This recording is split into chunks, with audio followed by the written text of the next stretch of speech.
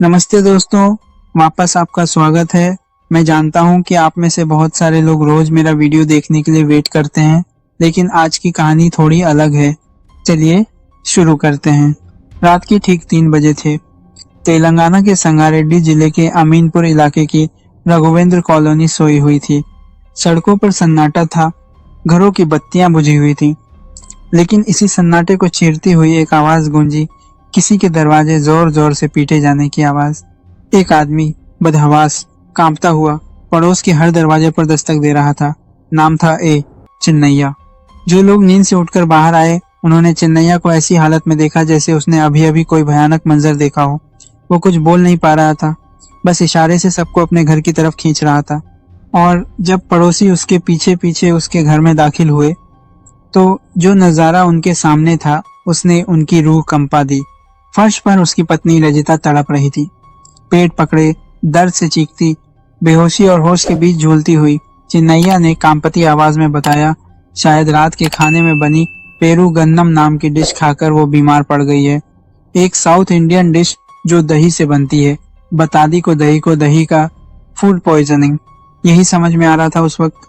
पड़ोसी फौरन रजिता को गाड़ी में डालकर अस्पताल की तरफ भागे, लेकिन चिन्नैया वहीं रुक गया, क्योंकि घर के अंदर एक कमरे में उसके तीनों बच्चे सो रहे थे और उसने पड़ोसियों को बताया कि शायद उन्हें भी वही जहर लग गया है, क्योंकि वो हिल भी नहीं रहे। कुछ पड़ोसी उस कमरे की तरफ बढ़े, दरवाजा खोला और वहां जो देखा वो किसी बुरे सपने से कम नहीं था। तीनों बच्चे बिस्तर पर पड़े थे, बेजान, बिल्कुल शांत, इतने शांत कि वो सन्नाटा किसी चीख से ज्यादा डरावना लग रहा था। लोगों ने उन्हें हिलाया, पुकारा, नब्जें टटोली, सांसें महसूस करने की कोशिश की, लेकिन वहां कुछ भी नहीं बचा था। रात के अंधेरे में एक मां तड़प रही थी और 3 मासूम बच्चे मौत की गोद में जा चुके थे। पुलिस को फौरन खबर की गई। पुलिस पहुंची, तीनों बच्चों को गांधी अस्पताल ले जाया गया, जहां डॉक्टरों ने उन्हें मृत घोषित कर दिया। चिन्नैया भी वहीं था। जब उसे पक्का पता चला कि उसके तीनों बच्चे, उसका बड़ा बेटा, उसकी इकलौती बेटी और उसका सबसे छोटा बेटा अब इस दुनिया में नहीं रहे, तो वो टूट गया। एक रात में उसका पूरा परिवार उजड़ चुका था। लेकिन पुलिस के लिए ये सिर्फ एक हादसा नहीं था। एक ही घर में 3 मौतें, एक औरत अस्पताल में जिंदगी और मौत के बीच, और एक आदमी जो पूरी तरह बचा हुआ, ये सवालों का पहाड़ था। पुलिस चिन्नैया को थाने ले गई। वहां चिन्नैया ने अपनी पूरी रात का हिसाब दिया। उसने बताया कि वो एक प्राइवेट कंपनी में वाटर टैंकर चलाता है। उस रात भी उसे रात 10 बजे संगारेड्डी से हैदराबाद के चंदनगर तक एक टैंकर ले जाना था। 9 बजे के करीब कंपनी से फोन आया था और वो निकल पड़ा था। लौटा तो रात के 3 बज चुके थे। दरवाजा खोला तो सामने रजिता थी, दर्द से बिलखती हुई, पेट पकड़े, कभी होश में कभी बेहोश। उसने बताया कि रात के खाने में बनी दही वाली डिश की वजह से उसकी और बच्चों की तबीयत बिगड़ी है, क्योंकि दही बाजार से लाया गया था। रजिता ने ही उसे बच्चों को देखने भेजा था और तब जाकर उसे पता चला कि बात सिर्फ बिगड़ी तबीयत की नहीं, बल्कि 3 जानों की थी। चिन्नैया की कहानी सुनकर पुलिस के मन में एक आउटलाइन तो बन गई, लेकिन कई सवाल कांटे की तरह चुभ रहे थे। पहला सवाल, अगर पूरे परिवार ने वही खाना खाया तो चिन्नैया बिल्कुल ठीक कैसे रहा?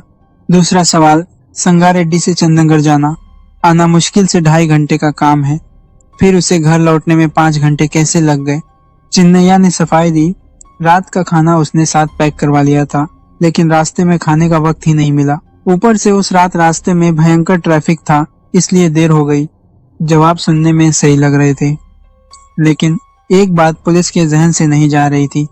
परिवार के 5 सदस्यों में से 3 मर चुके थे, एक अस्पताल में जूझ रहा था और सिर्फ एक पूरी तरह सुरक्षित था। ऐसे में शक की सुई घूम घूम कर उसी एक बचे हुए इंसान की तरफ जाती है।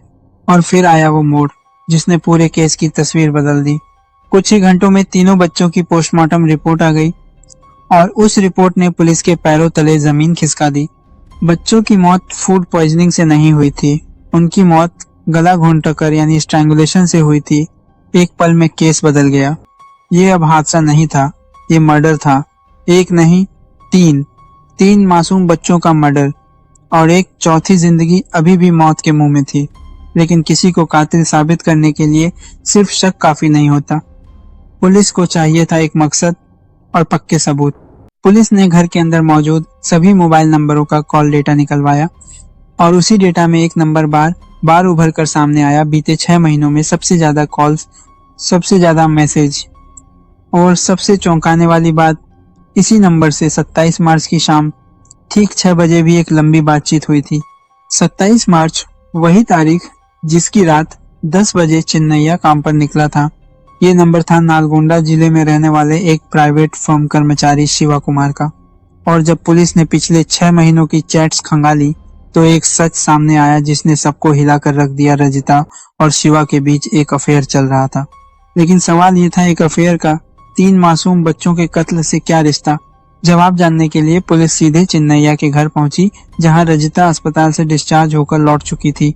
पुलिस ने जब सारे सबूत, सारी चैट्स दोनों के सामने रख दी तो रजिता और चिन्नैया दोनों के पैरों तले जमीन खिसक गई। और फिर अपने तरीकों से पूछताछ करने पर रजिता के मुंह से जो सच निकला वो सिर्फ एक अपराध की कहानी नहीं थी, वो इंसानियत को शर्मसार कर देने वाली एक सच्चाई थी।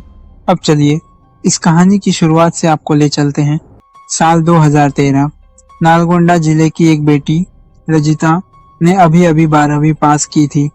उम्र सिर्फ 18 साल और उसी उम्र में उसके परिवार ने उसकी शादी तय कर दी एक ऐसे शख्स से जो उससे 20 साल बड़ा था। नाम ए। चिन्नैया, उम्र 38 साल। ये चिन्नैया की दूसरी शादी थी। उसकी पहली पत्नी डिलीवरी के दौरान हुई जटिलताओं में अपनी जान गंवा चुकी थी और साथ ही वो बच्चा भी जिसे डॉक्टर बचा नहीं पाए थे। चिन्नैया पेशे से वाटर टैंकर ड्राइवर था। रजिता शादी के बाद एक प्राइवेट स्कूल में पढ़ाने लगी। अगले 12 सालों में उनके 3 बच्चे हुए। सबसे बड़ा बेटा साईं कृष्णा, फिर 10 साल की बेटी मधुप्रिया और सबसे छोटा 8 साल का बेटा गौतम।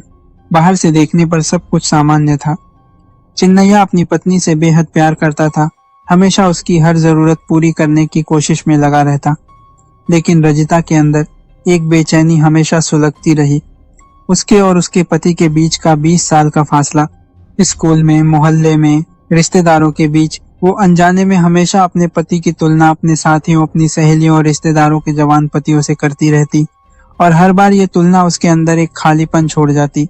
चिन्नैया का प्यार सच्चा था, इसमें कोई शक नहीं, लेकिन रजिता सालों की शादीशुदा जिंदगी के बाद भी खुद को न भावनात्मक रूप से न शारीरिक रूप से अपने पति से जुड़ा हुआ महसूस करती थी और ये घुटन वो बरसों से अपने अंदर दबाए बैठी थी। इस सब के पीछे एक बड़ी वजह उसके अपने मायके वालों का फैसला भी था, जिन्होंने 18 साल की एक लड़की को आगे पढ़ाने के बजाय उसकी शादी उम्र में इतने बड़े शख्स से करवा दी। जिस उम्र में बाकी लड़के लड़कियां अपना करियर बनाने के सपने देखते हैं, उस उम्र में रजिता मां बन चुकी थी। फिर आया वो मोड़ जिसने सब कुछ बदल दिया। करीब 6 महीने पहले रजिता अपने स्कूल के पुनर्मिलन समारोह में शामिल होने नालगोंडा के गुड़ाकोंडा गई। वहीं उसकी मुलाकात हुई अपने 10वीं क्लास के साथी शिवा कुमार से। बरसों बाद हुई इस मुलाकात ने रजिता के अंदर कुछ जगह दिया। पुरानी यादें, पुरानी बातें और शायद वो एहसास भी जिसे वो सालों से तलाश रही थी। एक मुलाकात से शुरू हुआ ये सिलसिला धीरे धीरे बढ़ता गया। मुलाकातें बढ़ी, नजदीकियां बढ़ी और आखिरकार दोनों के बीच एक शारीरिक रिश्ता भी बन गया। शिवा के साथ रजिता को वो आजादी महसूस होने लगी जिसकी तलाश उसे बरसों से थी और हर गुजरते दिन के साथ ये नजदीकियां इतनी गहरी होती गई कि रजिता पूरी तरह शिवा के मोह में डूब गई। अब वो किसी भी कीमत पर उससे दूर नहीं जाना चाहती थी। वो एक पत्नी थी, एक माँ थी, 3 मासूम बच्चों की माँ। लेकिन उसके दिमाग पर चढ़ी इस दीवानगी ने उसकी आंखों पर ऐसी पट्टी बांध दी थी कि उसे अब कुछ और दिखना बंद हो गया था। रजिता चाहती थी कि वो अपने पति को छोड़कर शिवा से शादी कर ले और हमेशा के लिए उसके साथ रह जाए, लेकिन शिवा ने उसके सामने एक शर्त रख दी। उसने साफ कह दिया वो रजिता को तभी अपनाएगा जब वो सिर्फ चिन्नैया को ही नहीं बल्कि अपने तीनों बच्चों को भी हमेशा के लिए छोड़ दे, क्योंकि वो किसी भी हाल में उसे बच्चों के साथ स्वीकार नहीं करेगा। और हैरानी की बात यह थी कि रजिता को यह शर्त मंजूर थी। उसे अब हर कीमत पर सिर्फ शिवा चाहिए था। और यहीं से जन्म लिया एक ऐसी साजिश ने जिसने माँ जैसे सबसे पवित्र रिश्ते को शर्मसार कर दिया। रजिता ने पुलिस के सामने जो कबूल किया वो सुनकर हर किसी की रूह कांप उठे। 27 मार्च की रात ठीक 10 बजे जब इस साजिश से बिल्कुल बेखबर चिन्नैया अपनी ड्यूटी के लिए घर से निकला तो रजिता ने अपने तीनों बच्चों को खाना खिलाया और फिर देर रात एक एक करके बहाने से अपने तीनों बच्चों को अपने पास बुलाया और अपने ही हाथों से तौलिए से गला घोंटकर उसने तीनों की जान ले ली। सबसे पहले उसने अपने सबसे बड़े बेटे को मारा, फिर बेटी को और आखिर में सबसे छोटे बेटे को, सिर्फ 8 साल के गौतम को। तीनों बच्चे इतने छोटे और कमजोर थे कि अपनी ही माँ की ताकत के आगे वो खुद को बचा भी नहीं पाए। और वैसे भी दुनिया में कौन सा बच्चा ये सोच सकता है कि जिस माँ की गोद उसकी सबसे सुरक्षित जगह होती है, वही माँ आज उसकी मौत की वजह बनने वाली है। जरा सोचिए, इस दुनिया में लाखों माएं अपने बच्चों के लिए अपनी जान तक दांव पर लगा देती हैं और यहाँ एक माँ अपने ही हाथों से अपने बच्चों की सांसें रोक रही थी। लेकिन ये कहानी यहीं खत्म नहीं हुई। तीनों बच्चों की जान लेने के बाद रजिता ने खुद बीमार पड़ने और फूड पॉइजनिंग होने का पूरा नाटक रचा ताकि सबको यही लगे कि ये मौतें किसी दुर्घटना का नतीजा हैं, किसी साजिश का नहीं। ये पूरा प्लान रजिता का अपना बनाया हुआ था। लेकिन उसी शाम 6 बजे उसने फोन पर शिवा को भी अपने इस मंसूबे के बारे में बता दिया था और सबसे चौंकाने वाली बात, शिवा ने उसे रोकने की कोई कोशिश नहीं की। इसीलिए पुलिस ने उसे भी इस पूरी साजिश का, इसे मंसूबे बराबर का हिस्सा माना। अब वही सवाल जो आपके जहन में इस वक्त उठ रहा होगा, पुलिस ने भी रजिता से पूछा, अगर तुम अपने पति के साथ नहीं रहना चाहती थी तो तलाक का रास्ता क्यों नहीं चुना? रजिता का जवाब सुनकर पुलिस अफसर भी सन्ना रह गए। उसने कहा, हमारे देश में तलाक की प्रक्रिया न सिर्फ पेचीदा है बल्कि बहुत वक्त लेती है और उसके पास इतना सब्र नहीं था कि वो और दिनों तक शिवा से दूर रहे। और रही बात बच्चों की जान लेने की, तो उसने बताया कि उसने अपने ही बच्चों को इसलिए रास्ते से हटाया ताकि पति के काम पर जाने के बाद वो बिना किसी रोक टोक के